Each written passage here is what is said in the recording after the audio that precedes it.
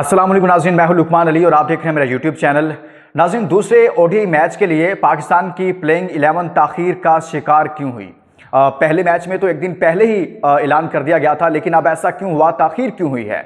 3 नामों पर पहली मर्तबा सिलेक्शन कमेटी और कैप्टन मोहम्मद रिजवान के दरमियान कंसेंसस नहीं हो पाया, इख्तलाफ सामने आ गया है। ये कौन से 3 नाम हैं?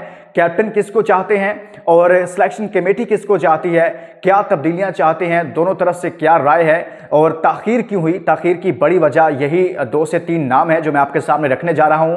और कप्तान और सिलेक्शन कमेटी कहां कहां स्टैंड कर रहे हैं, ये इस वीडियो के अंदर मैं आपके सामने डिटेल रखता हूं कि क्यों इस मैच की सिलेक्शन प्लेइंग 11 ताखीर का शिकार हुई है। इसके साथ साथ बाबर आजम से मुतल्लिक ये खबर है, रिकी पॉन्टिंग उन पर बोले हैं और साथ में चैंपियंस ट्रॉफी के पाकिस्तान में इनेकाद पर भारत को आईसीसी ने एक मरासला जारी किया है और जबरदस्त किस्म का उससे जवाब मांगा है। ये भी मैं आपके सामने रखूंगा। दोस्तों, आगे बढ़ने से पहले कि मैं ये जो प्लेइंग 11 में ताखीर हुई है और किन नामों की वजह से हुई है, ये मैं आपके सामने रखूं, लेकिन वो दोस्त जो पहली बार हमारे साथ आए हैं उनको वेलकम कहता हूं। ये आपका चैनल है, आपका प्लेटफॉर्म है, चैनल जो सब्सक्राइब कीजिएगा और साथ में कमेंट्स में जाकर अपनी राय भी दीजिएगा कि लास्ट वीडियो में मैंने कहा था कि आप लोग अपनी राय दिया करें, पार्टिसिपेट किया करें कि आपके ख्याल में अगर मोहम्मद हुसनैन को ड्रॉप किया जाता है तो उनकी जगह पर किसको शामिल करना चाहिए। आप कमेंट्स में जाकर अपनी राय दीजिएगा, अपने शहरों के नाम लिखा करें जहां से वीडियो देखते हैं, पाकिस्तान से बाहर से, भारत से बहुत सारे दोस्त देखते हैं, कश्मीर की खूबसूरत वादियों से,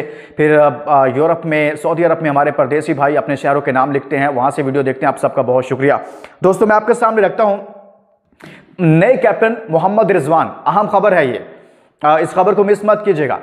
अब मोहम्मद रिजवान जिनको कैप्टन बनाया गया था, और आपको याद होगा कि रिजवान ने सबसे पहले जो कहा था कप्तानी लेने से, कहा था कि मुझे सिलेक्शन कमेटी में भी रोल दिया जाए, इख्तियार दिया जाए। आपको याद है, मैंने उस पर वीडियोस भी की थी कि जब उनको कप्तानी दी जा रही थी, चूंकि आकिब जावेद और मौजूदा सिलेक्शन कमेटी ये समझती थी, इसी वजह से जो गैरी क्रिस्टन है, जो कोच हैं, वो रिजाइन करके चले गए थे कि आकिब जावेद साहब ने कोच का रोल सिलेक्शन कमेटी में से और इसी तरह से कैप्टन का रोल भी एक तरह से खत्म कर दिया था। उन्होंने कहा था हम करेंगे, लेकिन रिजवान ने यह कहा था कि एटलीस्ट जो कैप्टन का रोल है वो तो होना चाहिए। और फिर यही हुआ कि प्लेइंग 11 में किसी तरह से उनका मशवरा, उनकी राय को शामिल कर लिया गया है। अब रिजवान क्या चाहते हैं और सिलेक्शन कमेटी क्या चाहती है, ये मैं आपके सामने रख देता हूं। अब इशू यहां पर हुआ है कि जो मोहम्मद हुसनैन है, मोहम्मद रिजवान हुसनैन को शायद पहले मैच के लिए भी उनकी राय में वो उनको शामिल नहीं करना चाहते थे, वो उनकी जगह पर आमिर जमाल को शामिल करना चाहते थे, लेकिन सिलेक्शन कमेटी इस पर कारबंद थी, बजीद थी। क्योंकि चैंपियंस कप में परफॉर्म किया हुसनैन ने, तो उनको अगर स्क्वाड में रखा गया है तो उनको मैच भी देना चाहिए, उनको मौका देना चाहिए। यही वजह हुई कि उनको खिलाया गया। अब दूसरे मैच के लिए मोहम्मद रिजवान जो टीम के कैप्टन हैं, वो ये चाहते हैं कि आमिर जमाल को शामिल किया जाए। मैं ताखीर बता रहा हूं कि एक दिन पहले अनाउंसमेंट क्यों नहीं हो सकी, कंसेंसस क्यों नहीं हो सका। ये पहला इख्तलाफ है जो सामने आया है, उसमें हसनैन को ड्रॉप करने का मामला चल रहा है और उनकी जगह पर सिलेक्शन कमेटी उनको ड्रॉप नहीं करना चाहती। रिजवान चाहते हैं उनको ड्रॉप किया जाए, आमिर जमाल को शामिल किया जाए। उसकी रीजन क्या है? रीजन यह है कि पाकिस्तान ऑस्ट्रेलिया में इस वक्त जो स्ट्रगल कर रहा है, जो पाकिस्तान को मसला आ रहा है, वो बैटिंग एंड पर ज्यादा आ रहा है। आमिर जमाल में ये क्वालिटी है कि वो साथ में बैटिंग भी अच्छी कर लेते हैं।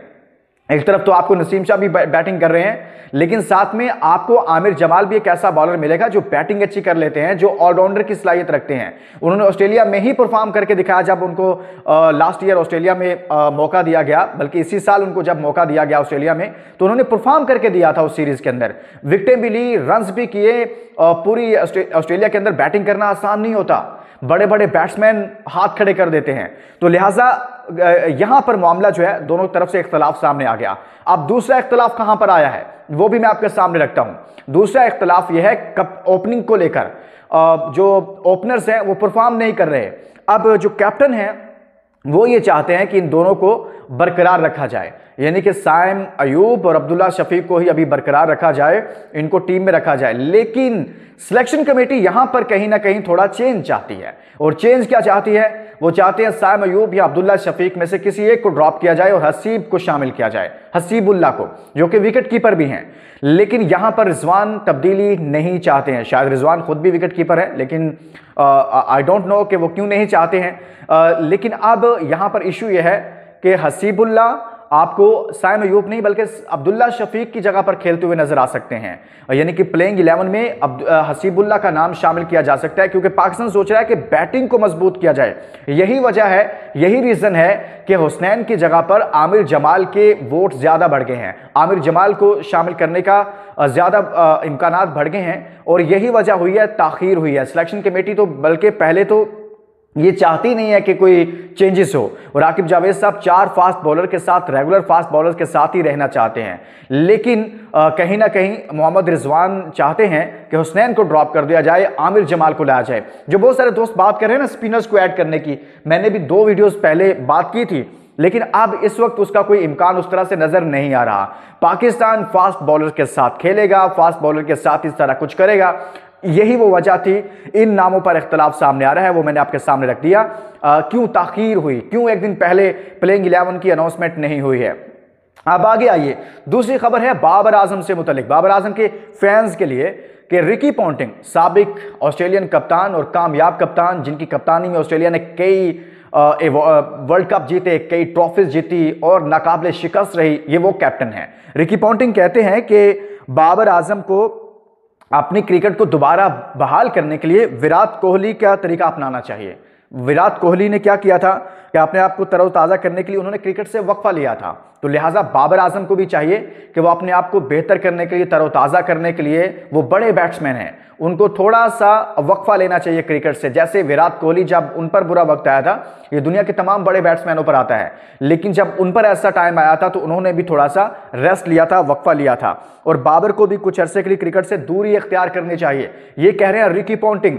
अब वो कहते हैं कि पाकिस्तान की मुसलसल कप्तानी की तब्दीली पर भी उन्होंने बात की, जिसमें कहा कि मुसलसल कप्तान तब्दील हो रहा है, एक दिन शहीन होता है, एक दिन बाबर होते हैं, फिर रिजवान होते हैं, फिर बाबर, ये सब चल रहा है, तो ये अच्छा नहीं है। लेकिन उन्होंने बाबर आजम के बारे में क्यों कहा, क्योंकि सभी दुनिया के बड़े बड़े बैट्समैन बाबर आजम को देखते हैं, वो समझते हैं कि बाबर रन्स करने वाले बैट्समैन हैं, अच्छा परफॉर्म कर सकते हैं, लेकिन अभी बाबर ज़हनी तौर पर भी तनाव का शिकार हैं, तो लिहाजा बाबर आजम को थोड़ा रेस्ट करना चाहिए और उसके बाद बाबर आजम को सामने आना चाहिए ताकि फ्रेश होकर आए। तो रिकी पॉन्टिंग ने भी ये मशवरा दिया है, इससे पहले पाकिस्तानी कई बैट्समैन उनको मशवरा दे चुके हैं, लेकिन खैर अब तो सीरीज़ जारी है, तो हम कहेंगे कि बाबर आजम अच्छा ही परफॉर्म करें।